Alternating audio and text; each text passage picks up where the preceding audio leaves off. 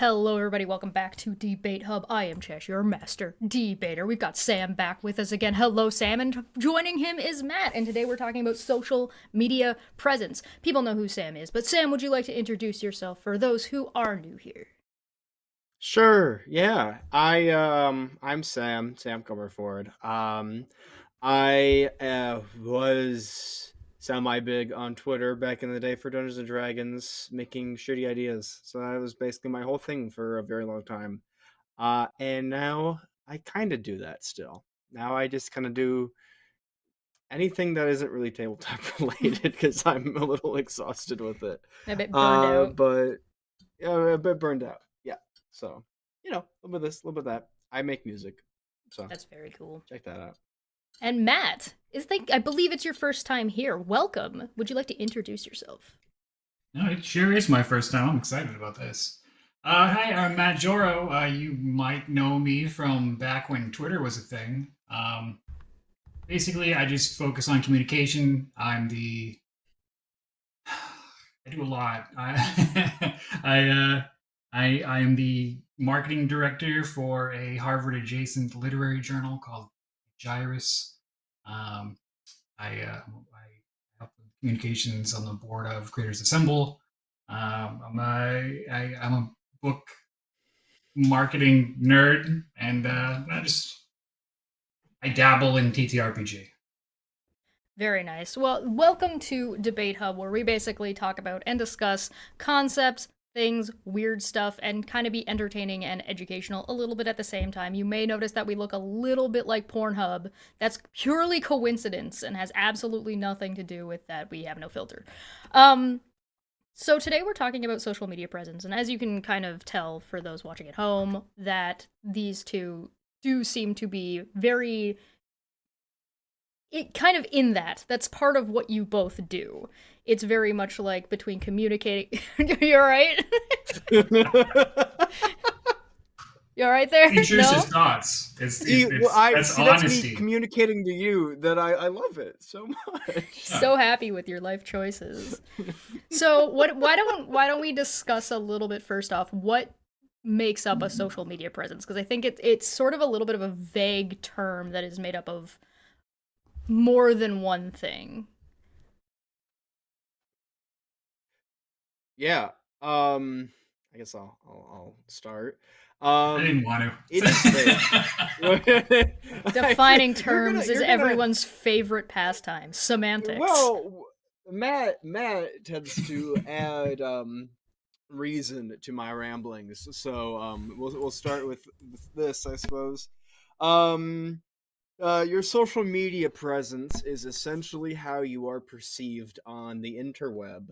And that is boiled down through a lot of interactions that you have with people, what you tend to post, what you tend to repost.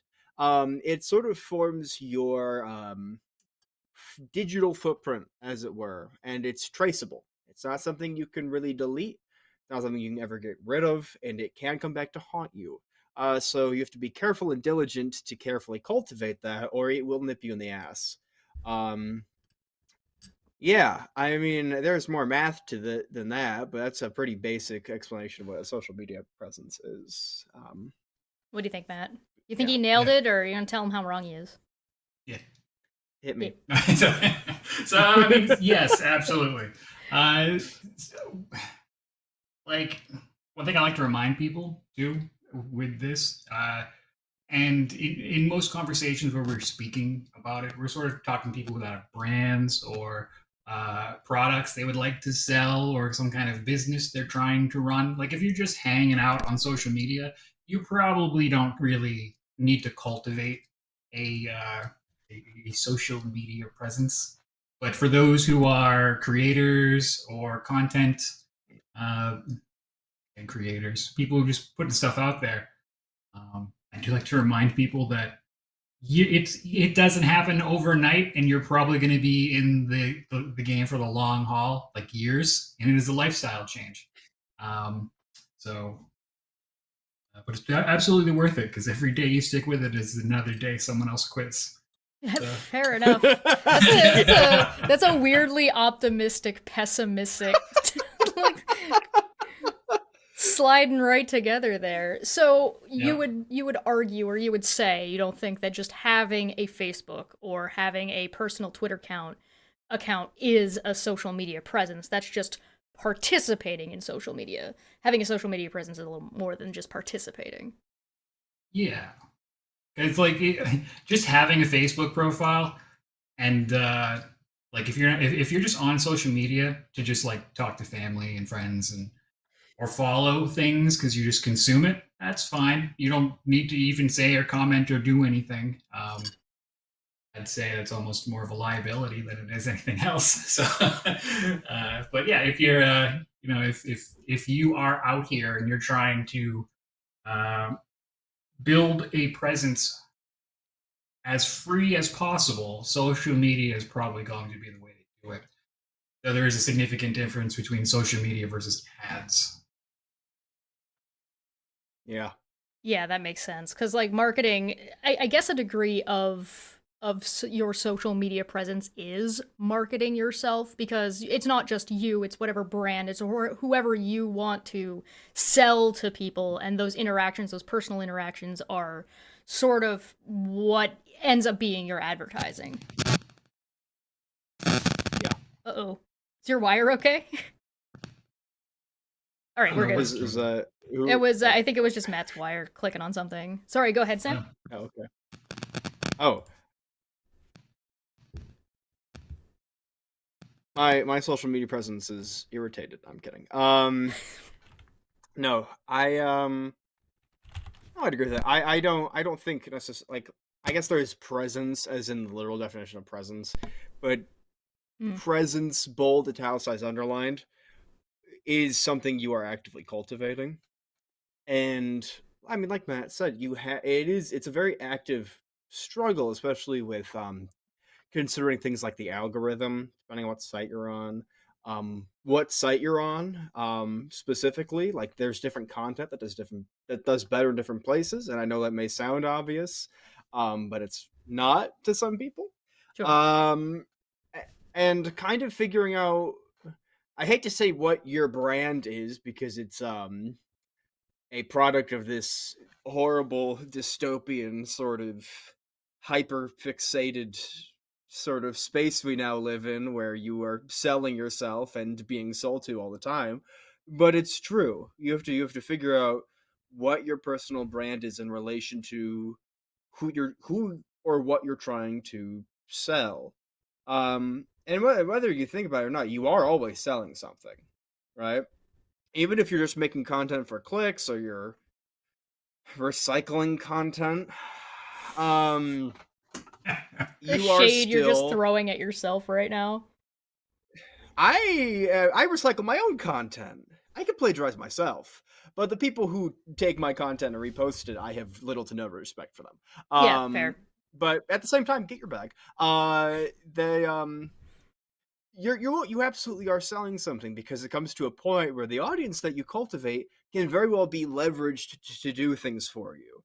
I don't mean that in a culty way. I mean, if you try to sell something actually, they can buy it. So yeah, that's about it. Would you put like branding, I guess, is sort of like, I guess, the identity of whatever you're selling? Is that like a way to put it? I mean, the definition of brand. Yeah. So like when you're talking about like a brand, you're talking about sort of like the thing, the identity of what it is that you're selling. Because if you're talking about social media branding and you're not talking about just like a product, you're talking about content. And so much of that is selling like you to a degree, depending on the type of content you're making. I don't know. I'm spitballing. You can tell me I'm wrong, please. I don't know. That's why I'm asking. No, there is a specific difference between brand and your product and your content. So your brand is going to be essentially you or your company or whatever it is, that the entity behind everything. Ideally, if you're a content creator, it's a good idea to make yourself your brand, unless you're trying to sell your brand later. You being the brand means it can be dynamic, and it means you can you can change anything if you decide to. You're like, oh yeah, I like cats today, so we're going to talk about cats. If your brand is fixed in one thing, say you're TTRPG and you want to be a maps brand, then you're in that. But at the same time, you could later sell it because you're not attached to it. Right. Um, There you go. Yeah, so that sounded like an old school phone hitting like a dialogue like that. yeah, I think my cell phone was on top of the wire and it was giving some feedback. That would do it. Sorry, go on. I don't even know what you're talking about. You couldn't hear that? That's good. Don't hear it. Oh, I don't get the frame reference. He's too young. He doesn't young. know what phones are. Yeah. No, I don't know. What's a book? How do I Instagram on this thing? Yeah. Do you find that when you're talking about like do you need to be very choosy about where you decide you want your social media presence to exist? Because I know like a lot of people have like just been like, we're giving up on Twitter, and I think it might be turning to the point, and this is speculation on my part, that if you're on Twitter, it's actually to your detriment, because the type of people you're pulling towards your brand aren't necessarily who you want to pull, and the people you do want to pull are disenfranchised at the idea of that. Why are you still on Twitter? Yes, absolutely yes. No, I'm not crazy. Twitter Twitter's caustic. It is become this echo chamber is so flanderized these days that saying it means basically nothing, but it is an echo chamber. And it's advertising poison, right? If you're looking at the trends, brands, and I mean the ones that actually matter, the big ones, are spending less and less of their money on Twitter, or the artist formerly known as Twitter, I suppose. Whatever, I don't fucking care. I should delete my account after this. I just have forgotten to do it. But no, just put it on private, so no one steals it. No, man, I don't fucking need it. At this point, the worm is not going to turn. Maybe I'm out of my it's to prevent depth. fraud. But yes, but also I will not be surprised to find out within the next couple of years, maybe 5 to 7, give or take, that Twitter's going to get sold because Elon's going to have to sell it. Now, what entity ends up picking it up could be an actual government entity. I don't know, and that's sort of what I'm expecting, but it really, really, really depends on this next administration. So we'll see. Very optimistic. Maybe, yeah. Maybe that's a little optimistic. I don't know. I don't think he's gonna be able to hold on to it forever. He has no money. The website. He's screwed. Well, the money doesn't matter anymore. He's stripped it down for the copper wires like a fucking crackhead. There's nothing to pay for anymore. What is he supporting the servers with his lint and pocket change? he could do that in his sleep. It's especially now that he has government contracts up the wazoo. The money does not matter anymore. It's a place for the owner of the website to be able to say something to the remaining peasants who enjoy listening to him. And in this sort of endless, repetitive circle jerk of AI art and constant right-wing grifting. Which is why the branding on there is... That's why you don't want to build a brand over there anymore. Build a brand? No. Build a brand? Hey, the right-wing grift is still a grift, my friend. That is true. If you want to grift right-wingers, Twitter is the place. If you want to do a crypto grift or something, you want to rug pull some fucking idiots, go to Twitter.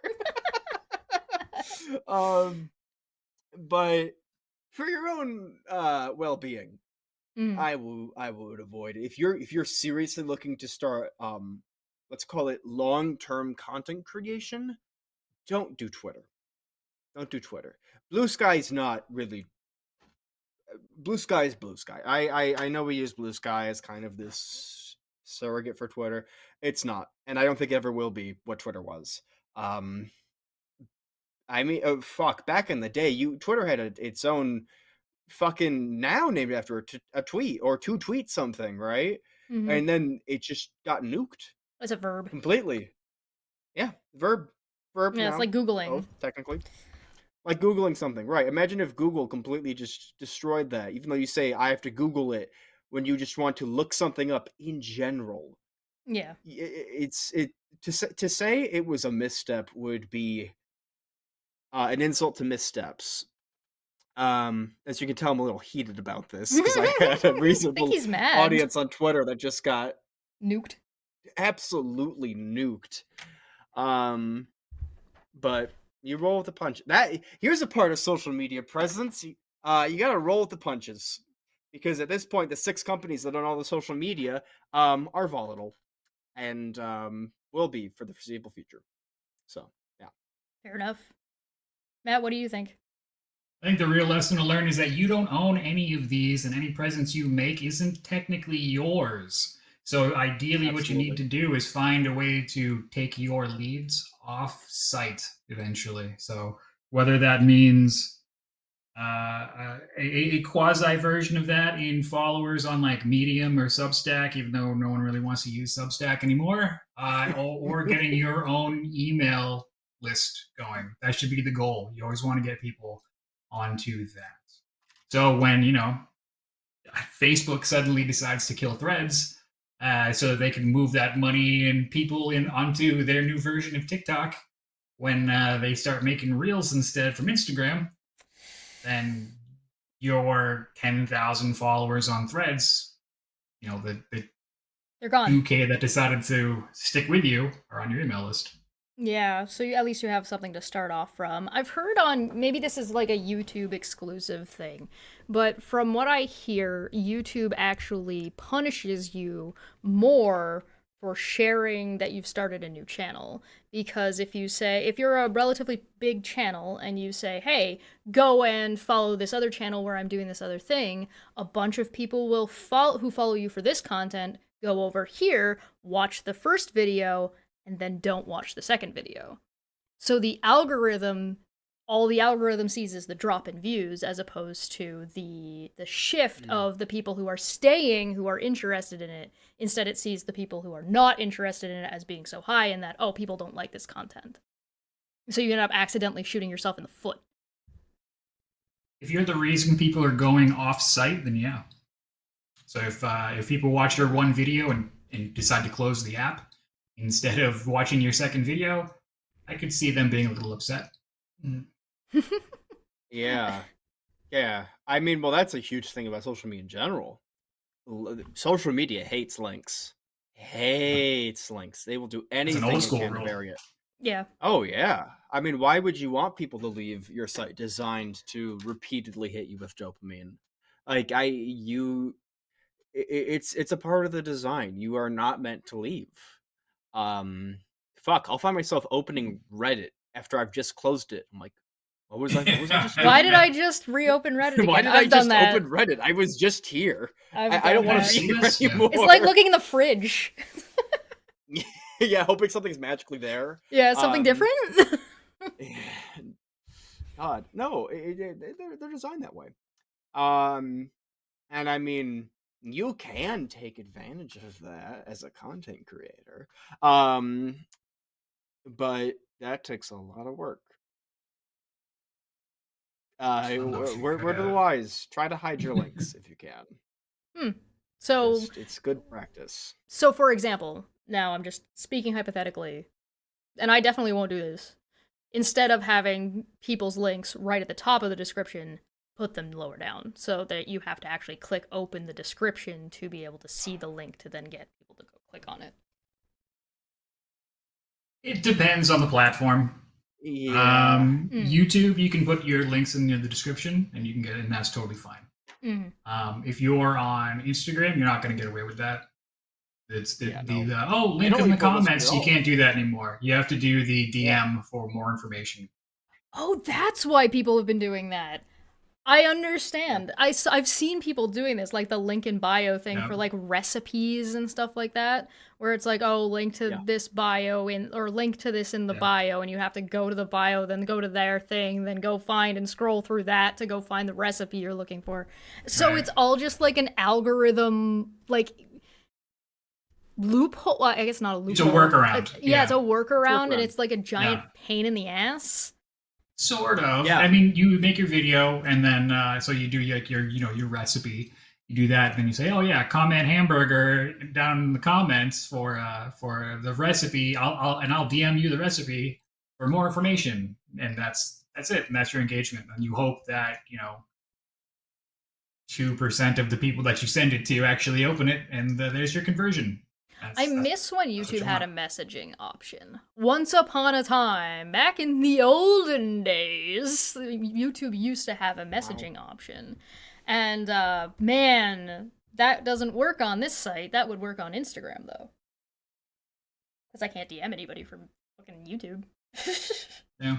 Yeah. But I mean, again, you don't have to, because YouTube makes it easy, because they'll just you can put as many, you can stuff all the links you want, all the affiliate links, all the websites, all the Trojan horses you want in there. So I'm stealing your data.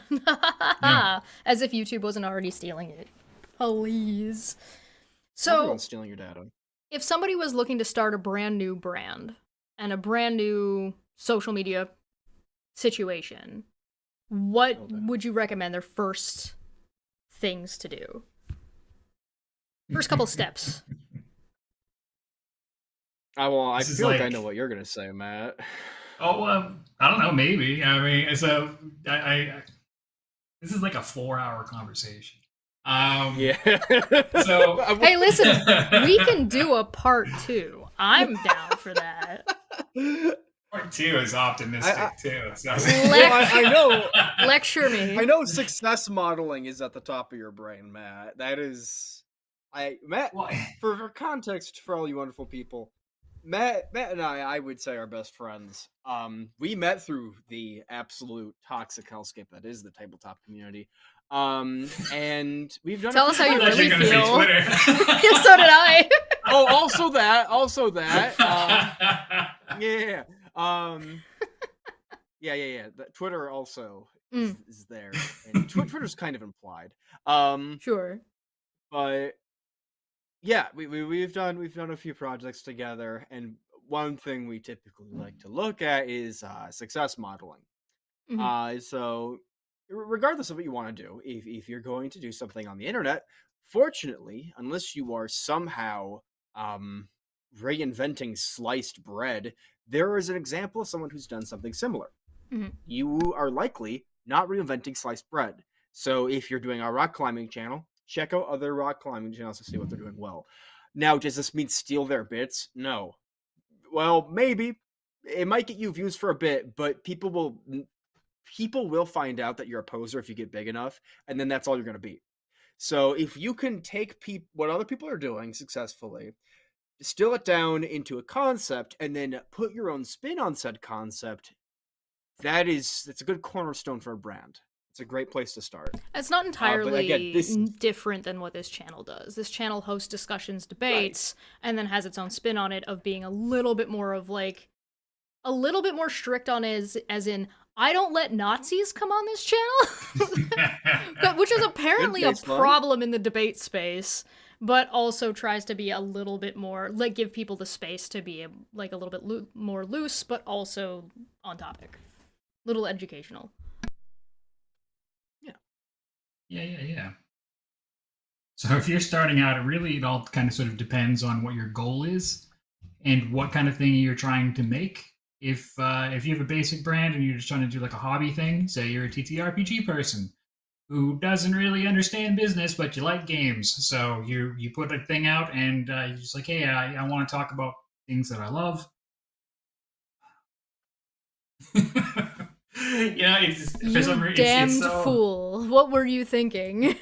It's versus and someone who's like, okay, I want to make a business and I want to make money. You have to have a different mindset. Right. So first thing you do first thing I do is you got to come up with a name, and then you got to make sure that it is available everywhere, and then you buy it and reserve it everywhere before you do anything. You don't go, oh hey, I want to go be Blockbuster. I really like Tetris, and then you go you go and get stuff printed, and then suddenly it's like, oh no, apparently that was a thing that lasted until almost the 2000s. I had no idea. I did no research. Oh, But the Twitter's no. available still. I'll get that. Oh, no. So you do that. Then you figure out what your brand wants to look like, what you want to sound like, and you pick 3 things that you want to talk about the most.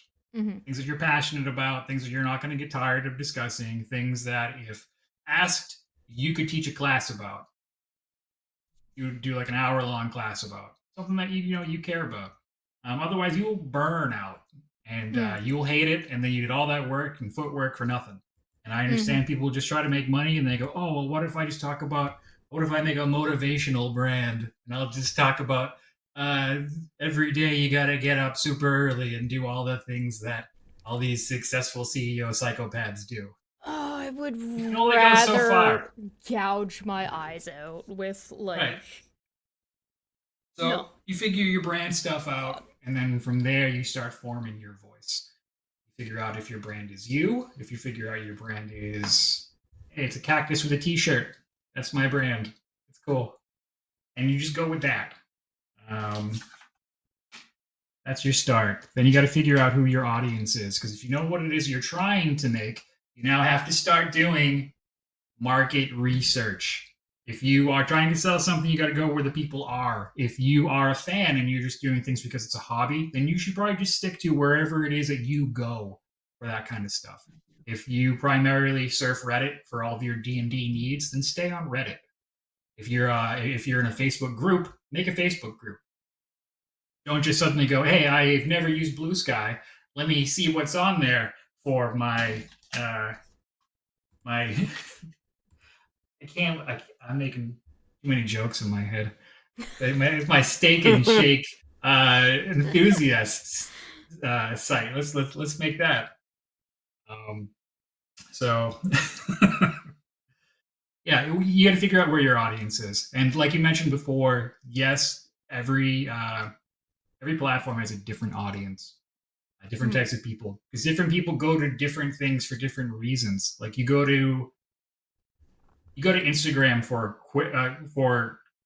more visual, more kind of TikTok-ish stuff. Yeah. But also it has a little bit of a community with it. You go to YouTube for education or entertainment. You used to go to Twitter for conversations, but that's not a thing anymore. Now it's Threads. Threads is weird. It's got a strange algorithm where it'll almost force feed you things that it believes that you're like on the track for. Oh my god. I haven't even it will radicalize you on things you weren't ready for yet. I'm scared of Threads. Threads is wild. I go there if I want to get angry. Okay. All right. Fair enough. Which isn't a bad thing. It's Not necessarily. It's kind of a good angry. So I'm like, oh, someone's doing something today. I actually enjoy Threads for that. And fair enough. I like Blue Sky, but Blue Sky is like a fishbowl. It's just, it's the people that you follow and doesn't really go beyond that and doesn't recommended. It's just I have noticed that it doesn't really it doesn't really enable growth. New and growth. It doesn't naturally do that too much unless you can like sort of hit something. But other than that, it's a little bit... It's almost like you create a bunch of little pockets of things that you're interested in, and then all those pockets stay sort of isolated, I guess. Yeah. And you got to kind of hope that the people that you follow don't spam the hell out of you, because that's going to be your entire feed. Like, yeah, I got to stay off it, because like, I was on it for a while, and then it just got, depressing. So. Oh, no. It's like, all these people. What do you guys think of Mastodon? Yeah. No. Nah. I don't know why you would want to start a brand there. Fair enough. I mean, it's very insular from what I know about it. Oh, okay. hence my reticence to kind of go there. Granted, so is Blue Sky. But at this point, I'm not really trying to spread my brand. I'm just kind of hanging out and doing the thing I like to do. Just So vibing. I am just If vibing. I'm not really yeah. doing much. So I how had to are find a reason to use Mastodon. If I were the first to market on something, and I could actually create the server myself and be like, "Hey, so I got this this cross between D&D and pickleball, and it's blowing up, but I own the Mastodon server." Like that's a good way to filter and control a small environment. You're in so control of it. so could you use Mastodon as example in a similar way as like a subreddit? I don't use it enough to answer that. I just know it's like it's a server based on topics or something like that, and it's insular. Little So it's looks like old school forums on websites a little bit. Is my yeah, understanding. I think so. maybe yeah. Mm. I just know that anytime there's a social media that is underutilized, that has actual users, if you can rush to take control of your niche there, then it doesn't really. As long as there's some people there, you get the lion's share of the attention. That can be worth it in some cases. So it depends on it Yeah. basically just depends on what you're doing and like you were saying before, your market research. Where are you going to find the people that you want to talk to? One of the things that I've been using on Blue Sky is the people putting these threads together that are or these like these pockets together of like, oh, these are all scientists talking about climate change. Right? So I'm like, no, I want to talk to these scientists because the things that I talk about are things like climate change, things that are entertaining and educational, because the things that make education entertaining is people who are passionate about it. So if I can get people to come on who are passionate about what they want to talk about, it inherently becomes more interesting by the fiat Is of the this the person talking list about it cares. feature? Yeah, I think so. Oh, okay. I'm conflicted on lists. Mm. Because in concept it's cool, you know, you can select people to go on these lists, people could follow them. At the same time, This is you old get Twitter one wisdom. bad actor, you get one bad actor in that list, and suddenly not only You're is all everyone complicit. following this piece of Uh, shit, you're complicit. Your reputation is tanked because you're like, hey, follow this guy. Oh, I didn't realize he was a pedophile neo-Nazi. That slipped my mind. Suddenly you are been now too associated specific. with a pedophile neo-Nazi because you are the first face that people who have followed them through you associate with them. So Mm-hmm. that's why I have not made lists That's fair. on Blue Sky, because I don't want to I don't want to take that chance. You know, like a Mm-hmm. lot of this was a big thing in the tabletop space for a long time on Twitter because it was less isolated than it is on Blue Sky. There was Mm-hmm. always a person of the week on Twitter. There was always someone who was on the receiving end of the beating stick who had somehow either made a social faux pas that they apologized for, or was a genuine like sex pest or something. And it Mm-hmm. would come out and they would be shit on for either a week or sometimes much longer, and they would be run off of that particular corner of tabletop Twitter. And that was that. You don't want that to happen to you. Yeah. Because it can do irreparable damage to you in a certain space that you're in. So a big thing about social media presence is that you need to be aware that it does interact with other people's social media presences. Probably not correct. But the interplay between you and other people's brands is so crucial to keep track of if you Mm-hmm. are someone who creates content, because you can absolutely get dragged under the waves if someone is drowning. Yeah. It happens all the time in spaces, A lot of and that is you need PR, to right? absolutely vet people who you are working with. You need to vet people who you are palling around with openly online. Yeah. You just need to be really careful, or just be generally friendly to everyone. And if that's your brand, you can typically get out of a lot of stuff, And but swerve, then yeah. people will think that you're fake. People will think you're not genuine if you're always like that. So it's a big It's a balance, balancing act, yeah. depending on what space you're in. But you got to be careful about who you interact with, because typically your gut's right. Yeah. I'll say that. By the way, maybe it's just because this applies across the board, because if you're doing the right-wing grift, look at what happened to Kyle Rittenhouse. Kyle Rittenhouse said he wasn't so into Trump, and he got absolutely lambasted. They were transvestigating him. Like, this guy was a golden child for this group of people, and as soon as he stepped one touch out of line, just absolutely toasted until he got back in line. So, like, it's not like it's unique to any particular niche that you're operating under. Yeah. Fear your audience. Unlike the government, you do need to be afraid of the people. Because there are consequences to your actions. Sometimes. I'm in the select group of white people who don't necessarily need to face those consequences. But if you're not, you could be killed forever. So, yeah. Cancel culture is very real. So Athens, I am not asking them that question, and I will find you later. I'm going to be under your bed. Wait. How? What? Do you want to know what the question was?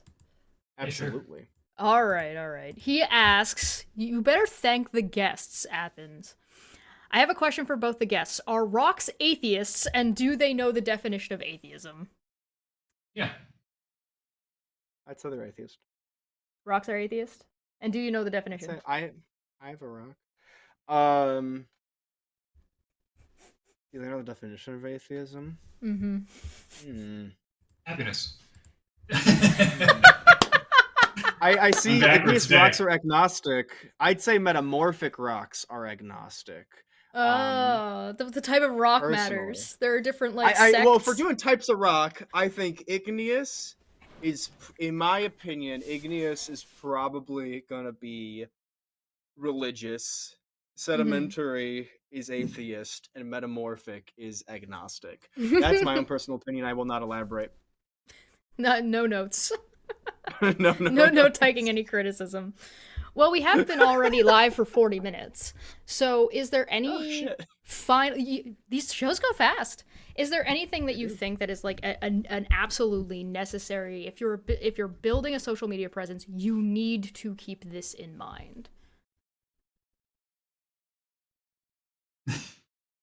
He's like, yes, all of the things. Why are you asking? It's a lifestyle change, man. So, yeah, the thing you need to keep in mind is that if you're doing this, you got to commit to it. It's a lifestyle change. You can't just be, and this is if you don't want to spend anything. And I recommend spending when you can. Like if because you're just spinning your wheel. All of these platforms that have ads are pay to play. Don't show up at the casino being like, hey, who wants to be my friend? Will someone get me some free drinks? Like, doesn't work like that. You can put out a ton of content and the algorithm will still not be your friend. And it's if you can pay to grow, do it. If you are a brand, take it seriously. You're a business. If you're on there as a hobby, then it doesn't matter. None of this advice matters. But if you're trying to actually, like, I want to sell something, I want to make some money, I want to quit my job, and you have to take it seriously like a job, and that means you have to invest in it and yourself. And if you don't want to do that, in lieu of money, it is time and effort. So you're going to have to learn a lot, and it changes constantly. So you're going to have all this information that is obsolete a month from now, and you have to keep up with it. You have to get obsessed with it. But if you do, the rewards are astronomical. It's unbelievable. It's incredibly rewarding to have a very successful social presence if you have a brand that you care about, the product that you are passionate about, and you're not a piece of trash. Because that's important. Because if you are, it comes out. It always comes out. So with that, also make friends, because that it will also keep you in the game. Yeah, helps. I very similar sentiment. Understand that this is a very disappointing career path. You will face rejection constantly, whether in terms of sponsorships or in terms of trying to get people on your show if that's your vibe. or via the algorithm. Algorithmic rejection is certainly something, let me tell you. Understand that you are going to be disappointed a lot of the time, and understand that you need to keep pushing if this is something you want to do. You, especially if you know you're going to a space that is already oversaturated, keep in mind, you go on tabletop, you are not going to be the next Critical Role. You are not going to be the next Dimension 20. It's simply, there's no more room at the top. It's just not going to happen. But maybe you can get on those shows. Maybe you can grow your brand to a point that you can partner with those people. You need to think strategically on how you can apply yourself and not get disappointed when you fail. It's like realistic goals. Yeah, keep realistic goals. That's all. I yap a ton. Be realistic. Well, fantastic. We are moving into the yappy part, so go and make sure you follow these two wherever you may find them. Links are down below. Thank you so much, Matt and Sam, for joining us. We are going to move into the Q&A portion, so we will see you in 1 minute. Thank you so much, guys.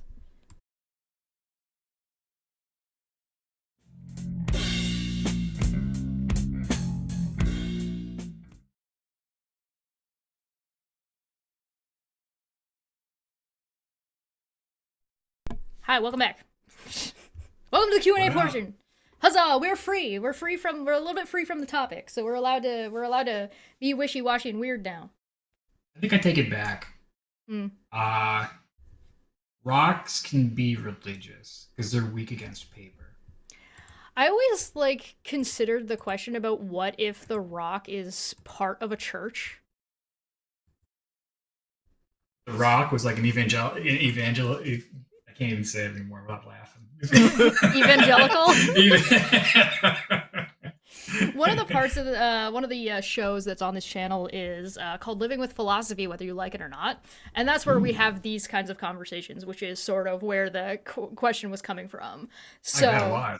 Yeah, it's a lot of fun. We were recently just talking about belief.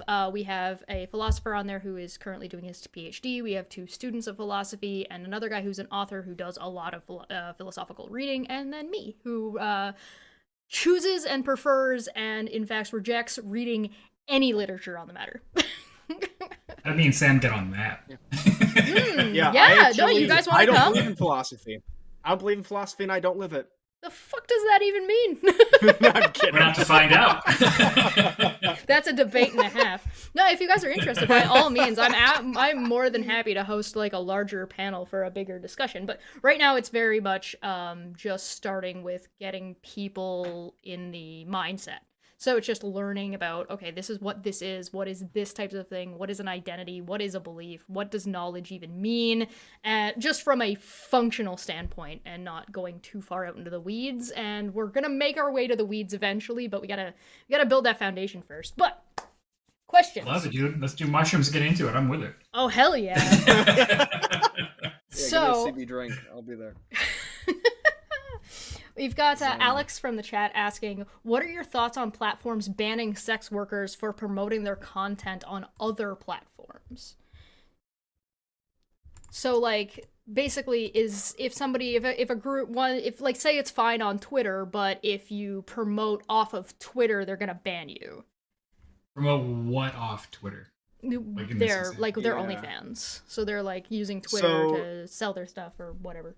So is the instance posting pornography directly on Twitter versus posting on OnlyFans and then advertising that OnlyFans? Alex, clarification on the question, please and thank you. Because if that's the case, it's the business model. Right. Again, social media sites don't want you to go away from the social media site. Mm-hmm. It's that simple. And even though there's not really a subscription tier to a lot of these, or at least one you would need to pay, well, semantically, but they don't want you to leave the website. That's just how these sort of free to play social media sites tend to operate. They don't want you to go away to OnlyFans. They'd rather you post your porn right here and now. Now, if a site is saying, "Oh, don't post porn," it could do with the fact that sites also have their own brands, right? Speaking of Tumblr killing its brand. Right. Well, that was stupid because Tumblr's a wonderful place for porn. But no, with Twitter and sites that have advertising on it, they need to also take into account whether an advertiser wants to pay to be there. If they're like, well, if I'm gonna, if my Mary Collender ad is gonna show up right under a pair of twinks fucking each other raw, that might not be good for the chicken pot pie unless it's involved in the porn. Man, Product placement. well, maybe that'll help. Product placement, but You end up it's in just the, some of the websites wrong pie algorithm. cream pie. You gotta take into account that these guys are also taking this stuff into account. Is it wrong? Yeah, sports sex work, but at the same time, they are also thinking about how they get advertisers in the door, and that's primarily why they do it. Because they want their McDonald's and their Eli Lilly and their various massive megacorps to do their advertising there because they spend a lot of money. And that's what sell makes the ads world go out there. round. The thing you need to first focus on is make sure you understand the terms of service of each platform you use. Yeah. So if they say that there is certain content that you cannot be using, then you cannot use it. If they don't want you advertising certain things from one platform that is going on that platform to another, then that if that's outlined, that's probably. I'm not sure I fully understand the question still, is I've studied a lot of of how to advertise in OnlyFans stuff because it's fascinating to me. Yeah. Where's the link? The number one place for it is Reddit. Really? Like you want, yeah. If you're trying to sell OnlyFans stuff, do it on Reddit, and then you have to start accumulating karma so that you can get into some of these Reddits with enough clout and credit to actually be seen as an actual verified account of what it is that you do. Then typically, if you wanted to post on these and ask regular questions without being harassed, you make a ghost account, which there are certain subreddits which will then verify your ghost account and let you remain anonymous. You want to, from there, I would figure out which subreddits are perfect for your niche or the things that you are performing on your OnlyFans or the people that you attract, the type of customers that you'd like. Find them all, hit them all, and you don't spam. So you take like 40 photos and you don't post the same one twice on the same day, no more than 3 times on the same day. So you do photo A on site A.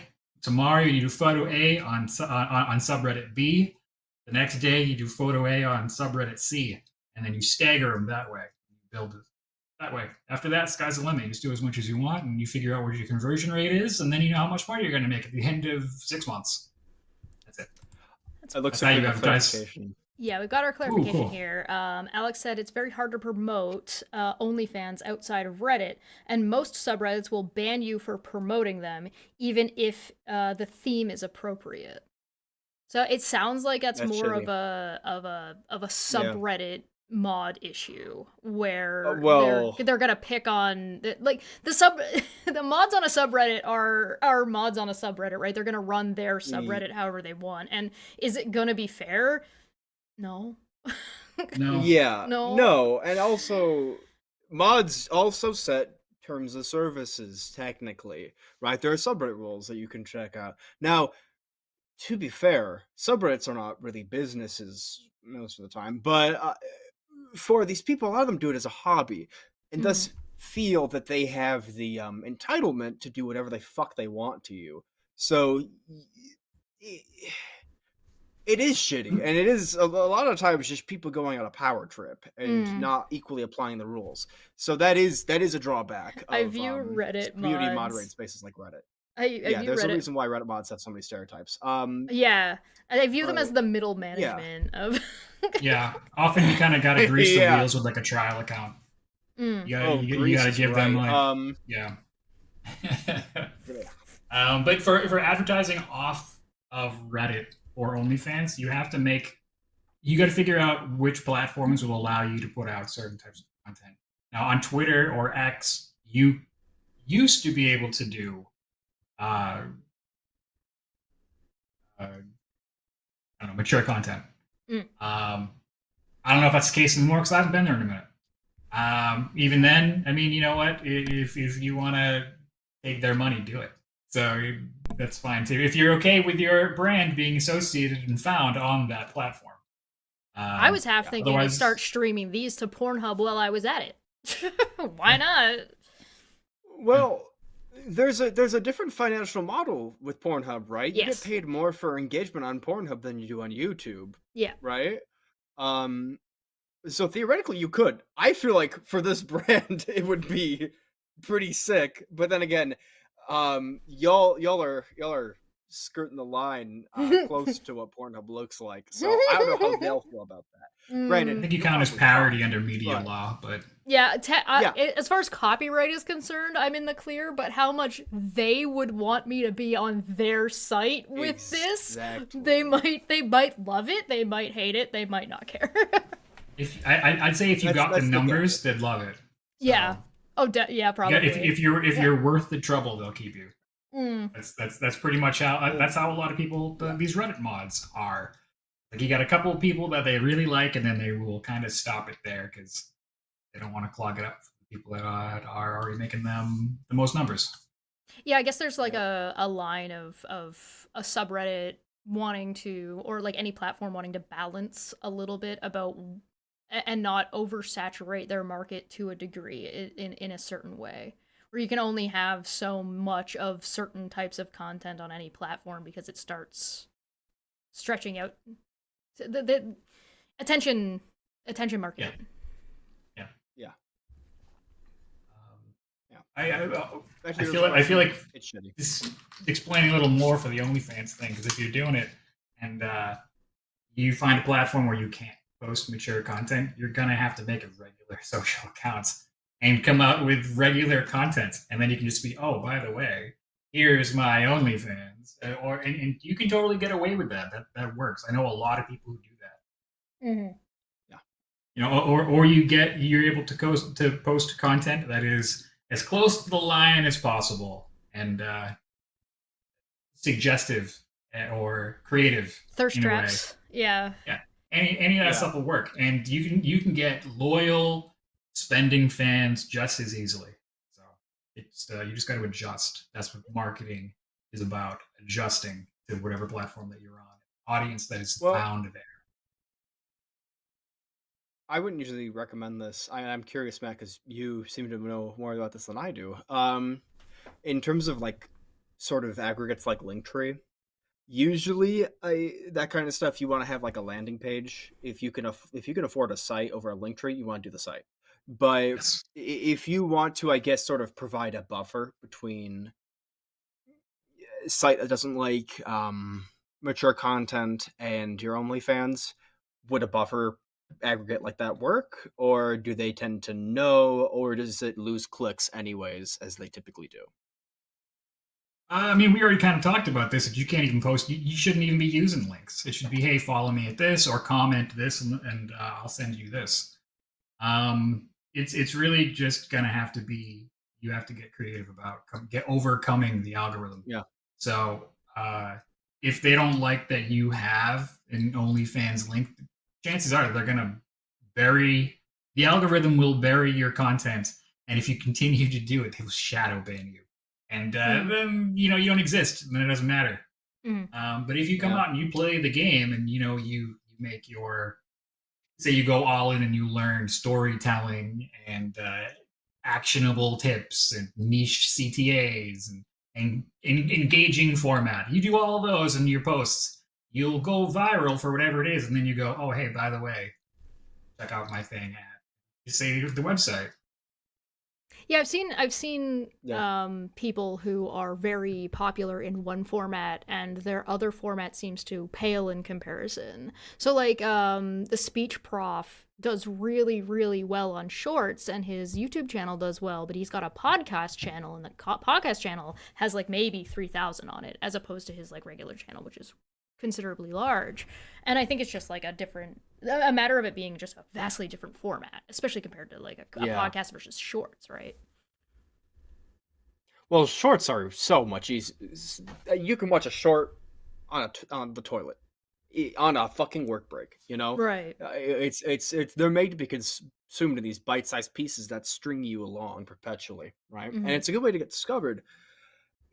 Migrating that audience of short burn interactions to a podcast that can range from 30 minutes to hours is a tall order, right? Because it's not, I don't say it's not your brand is, but it's not what people are used to seeing from you necessarily, right? I mean, I can't remember a time where I took someone who I was watching shorts of and be like, oh yeah, I'm gonna watch their hour and a half long expose on why this particular Charizard card is worth so much. Hey, I don't care enough. Fair.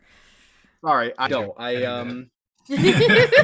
Oh, I know you do, but you're but if people make quality short form content, I'm curious to see what their long form is. So if someone will be like, here's a small 7-minute thing from 7-second clip from my stand up, it's like, I gotta see the rest of this set. Stand up seems to exist in like it's a little bit of its own space, because like in comedy, because jokes can be like so fast, but then you find out if you go, you're more rewarded for going to watch the full thing, because now you know the lead into the joke and you know if the joke comes back later. It's very easy to get that reward in. Whereas if we do this live stream, I then go in and I edit it and I pull out chunks of it, or I find like a couple of really good pieces of information and I pull those out and put those into shorts. That's all that clip might have been. There might not be much more to that particular piece of information. Yeah. I feel like if you have a good discussion in a topic and you can have like a hot take in there and you pull it out and you make it clickbaity with like, hey, you know, okay. So if your social media right now is not really big and you're doing a podcast and this sort of thing, your goal is to do like a broad hook. So say your thing is you're talking about, I don't know, pick a topic in psychology that you would like to discuss, or philosophy that you discuss to get people in. What might one be? I mean, fallacies are usually pretty popular, but I probably do something around argumentation. Yeah, sure. If I need it to be more broad.